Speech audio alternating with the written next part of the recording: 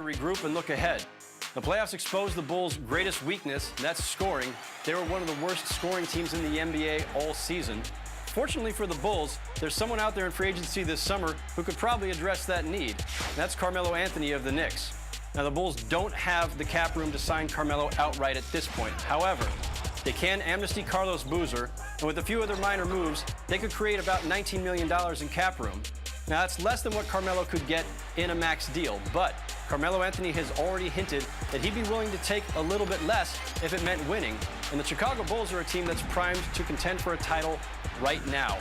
Carmelo Anthony goes to the Bulls, he'd be joining one of the best defensive teams in the NBA, with the Defensive Player of the Year Joakim Noah behind him, Tom Thibodeau, one of the best defensive coaches in the NBA, and he'd be joining up with Derrick Rose, one of the best playmaking point guards in the NBA. Now, the Bulls would have to be a little flexible to make this happen. Carmelo Anthony would have to be willing to make a little bit of a sacrifice financially. But this almost makes too much sense not to happen.